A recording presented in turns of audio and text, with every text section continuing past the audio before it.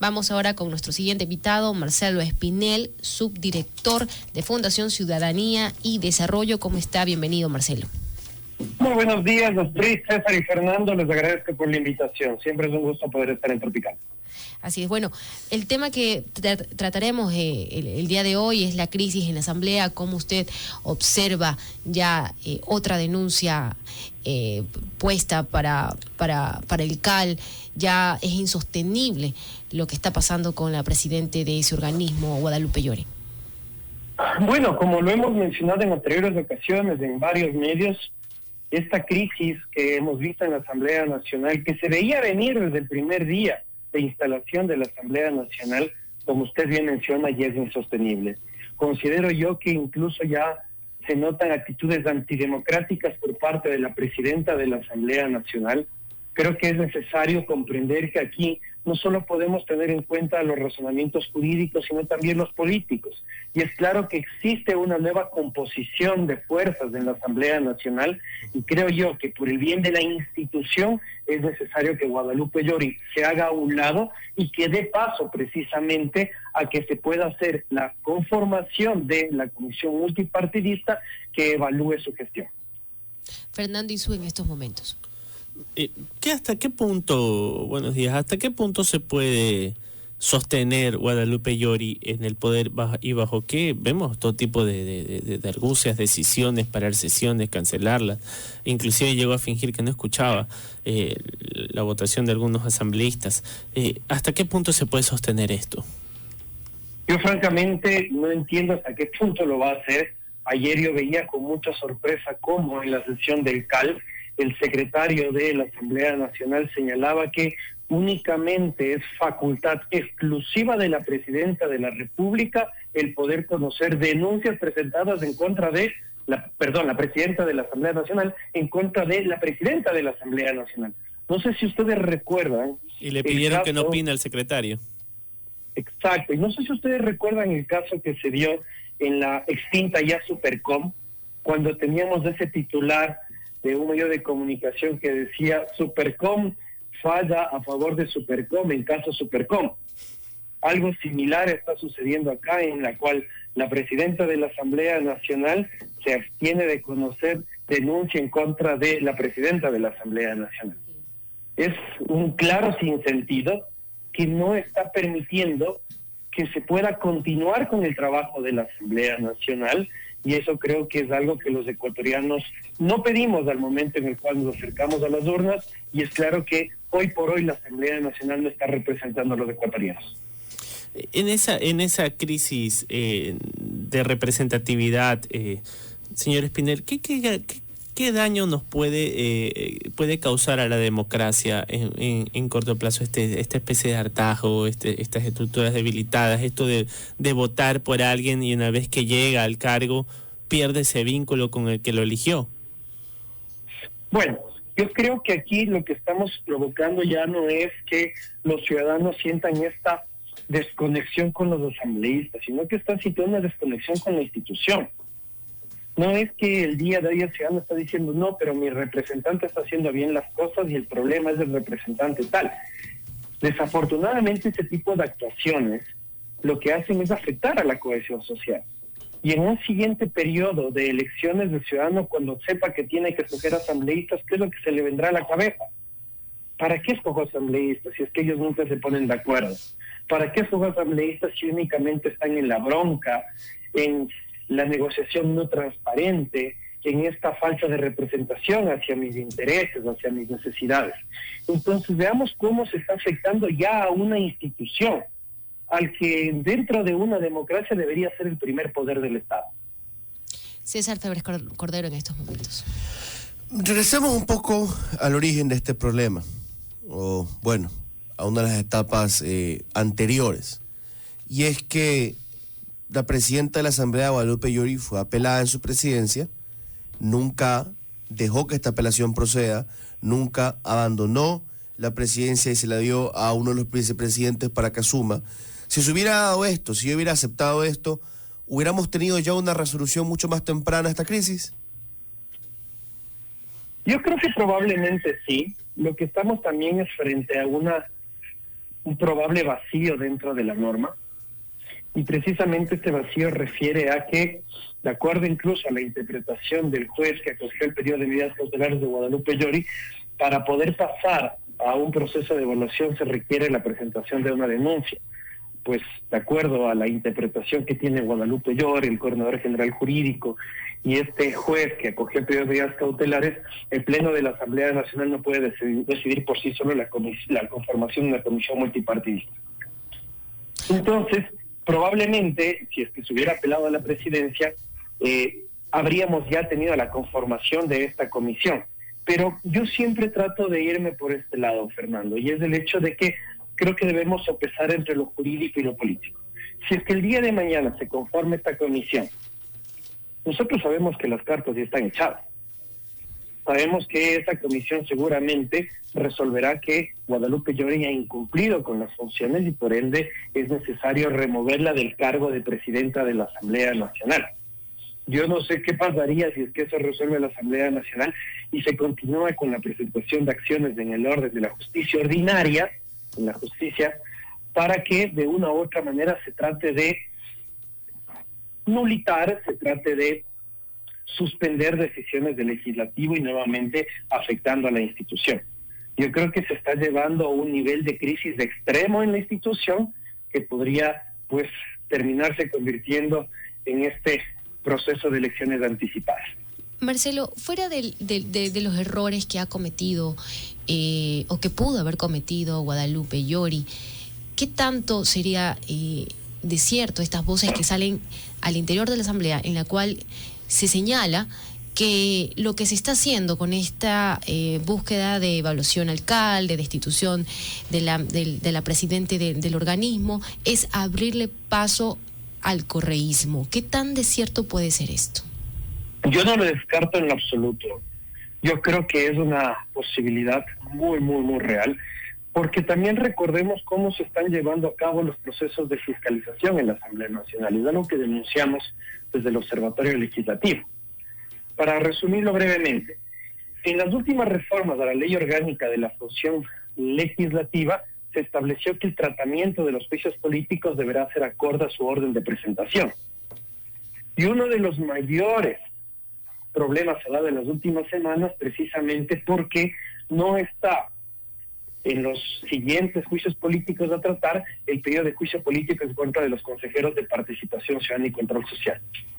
Ya el asambleísta Ferdinand Álvarez decidió retirar, desde mi punto de vista muy personal, de forma irresponsable, el pedido de juicio político en contra del procurador e hizo un llamado a las otras bancadas políticas a que retire sus juicios políticos para que sea tratado con prioridad el juicio político en contra de los consejeros de Participación Ciudadana y Control Social. ¿Cuál puede ser el interés ahí? Que precisamente esta primera minoría, que es la bancada de UNES, pueda hacerse del control de la Asamblea Nacional, tratar prioritariamente el juicio político en contra de los consejeros del CPCCS para que de esta manera se pueda meter las manos en los procesos de designación de autoridades de control, para que precisamente se suspenda el actual proceso de designación de contralor, por ejemplo, y se lo logre realizar con nuevos consejeros de Participación Ciudadana. Fernando Insúa. De asumir el señor, el asambleísta Saquicela, la presidencia de la Asamblea, ¿podríamos esperar algún cambio o mejora en las relaciones o en los equilibrios de la misma? ¿Variaría en algo? Yo creo que no habría mucha variación. Yo creo que al inicio se creía que Saquicela era alguien que respondía al oficialismo, que respondía al gobierno del presidente Lasso, pero él creo que ya ha mostrado que eso no es así. Yo creo que más bien hay que comprender que el gobierno pues no es una bancada fuerte hoy por hoy dentro de la Asamblea Nacional.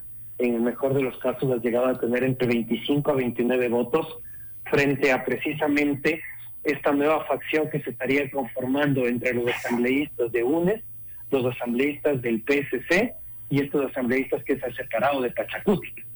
Esto claramente permitiría tener en la mayoría de ocasiones más de 70 votos contrarios al oficialismo y pues las relaciones de poder, pues más bien en lugar de generarnos incertidumbre, creo yo que tendríamos ya una clara relación de oposición entre la Asamblea Nacional y el Ejecutivo.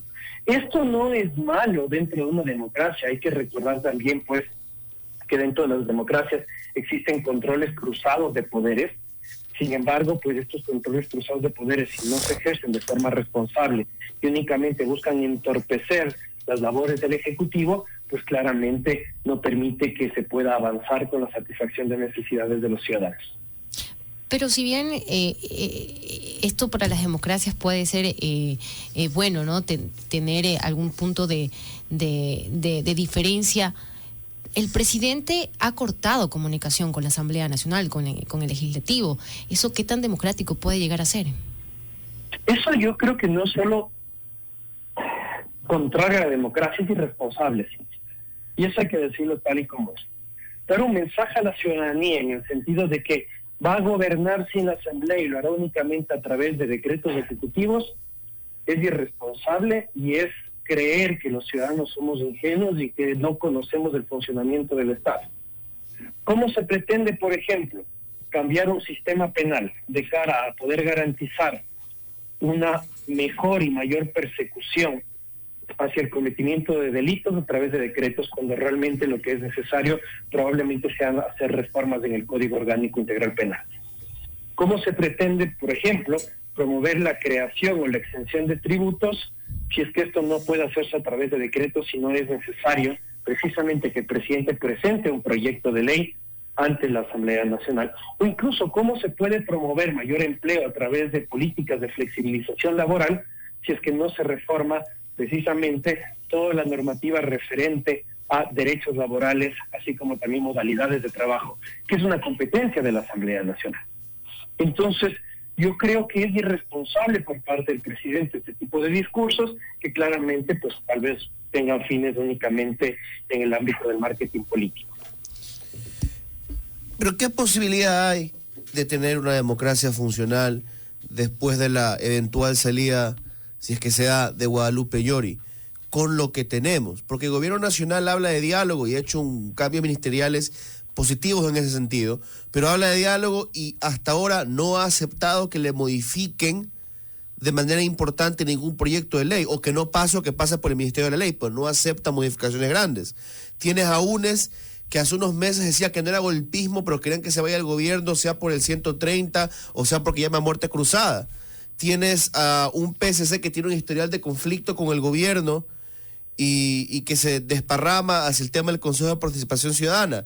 Tienes a Pachacuti y Quilide que están colapsando internamente. Entonces, con todos esos actores políticos, ¿es posible tener un cambio hacia lo funcional, hacia que las cosas de verdad empiecen a trabajar bien después de Llori? Es completamente cierto lo que tú comentas. Yo creo que la búsqueda de consenso requiere de poner actitudes. Y desafortunadamente ninguno de los actores de nuestro ecosistema político depone actitudes. Pero eso también ya se veía venir. Si es que tú tienes un gobierno de derecha frente a una Asamblea Nacional en la cual más de 100 legisladores han identificado con la centro-izquierda o la izquierda, es claro que esos aspectos ideológicos llevan a influir en el desarrollo de políticas públicas, así como también en la aprobación de normativas.